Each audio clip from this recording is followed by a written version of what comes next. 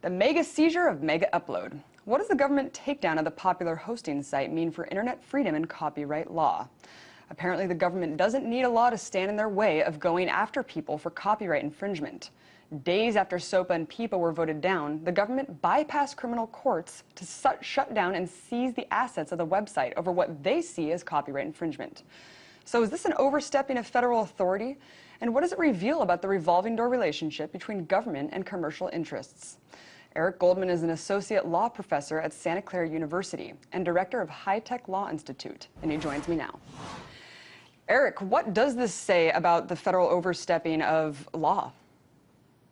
The government has brought a very broad and potentially unsupportable prosecution against a user-generated content site.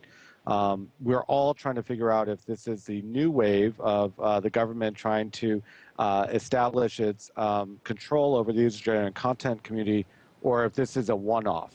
We fear it's the former. What does it reveal a revolving door relationship between industry and government, and if so, explain a little bit about that. There are very tight linkages between the government and the content industry. So, for example, many of the people who are in the government worked in the content industry, and many of the people in the government will get jobs in the content industry after they're done. As a result, they understand each other's issues very well. They've been there firsthand. In addition, the content industry contributes a significant amount of money to the administration and to the other politicians who are decision makers. As a result, they get a great deal of influence over what the government does. And that's part of the reason why we're wondering if the Mega Upload prosecution is really the beginning of the content industry being able to tell the government to do its dirty work for it. Well, Eric, let's get a little bit more into the Mega Upload seizure because, I guess I'm a little bit confused of how the government can shut down a website that hosts hundreds, if not thousands of people's content, which isn't copyrighted. I mean, there's people just buying bandwidth and hosting their material on a website, paying monthly, that are totally within the parameters of legality. Can you explain a little bit to our viewers why, what is the government's case against this? So there are at least 3 different categories of content on Mega Upload. One was illegitimate content. Every user-generated content site has it. There were also files that were publicly distributed where they were under copyright protection, but the person distributing it had permission for whatever reason that is, whether it was their own files or they had been authorized by the copyright owner to distribute the files. And then the third category was it's data that was living in the cloud, that was being stored on behalf of individuals for their own usage. And the government, in taking down Mega Upload, took down all 3 types of content. It took down the illegitimate, the legitimate, and the private data all in one fell swoop. The fact it wasn't very sensitive to the implications for the private content and even for the legitimate content is, I think, one of the reasons why the government overstepped its bounds. Eric, what do you think about the timing of the Mega Upload seizure? It was very interesting that, days after SOPA and PIPA were voted down, you see Mega Upload being seized. Was that almost just like the government saying, we don't care what's passed on the Hill, we're just going to do what we want? A prosecution like this takes years to develop. So it wasn't like the administration turned around to the content owners and said, sorry you lost the battle in Congress, we'll go take care of you tomorrow. It's been in the works for a while. Having said that, the unveiling of the prosecution on that specific day did strike me as interesting. Struck me as maybe the administration wanted to tell the content owners, don't worry, we've got your back.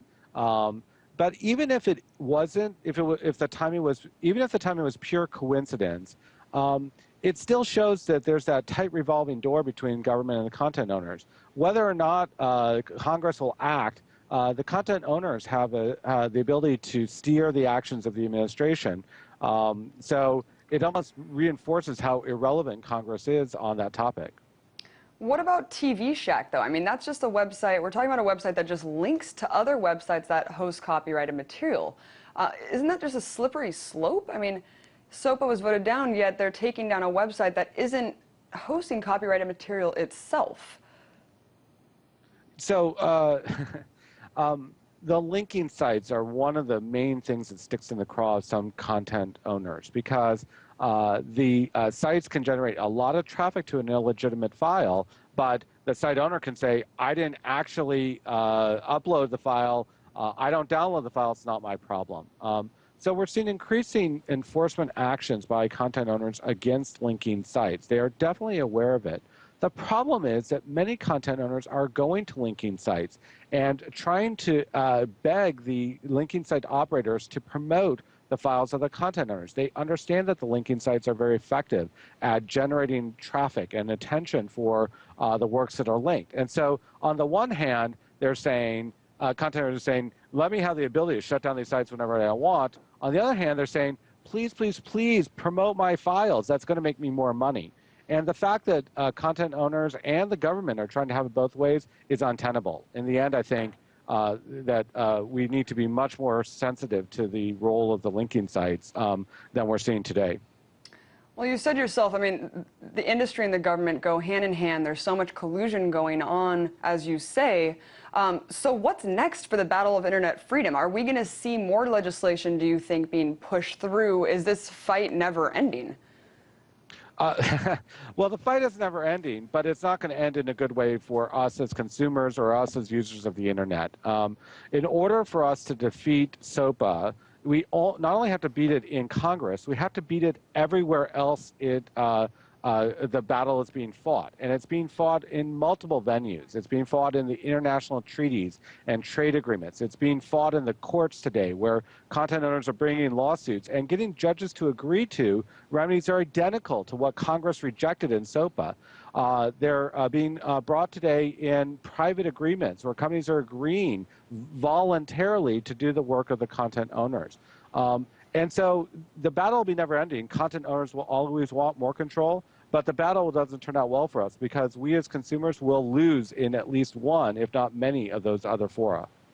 It does seem like the battle's never ending, and it seems like they won't stop until they get some sort of legislation passed that will limit our internet freedom.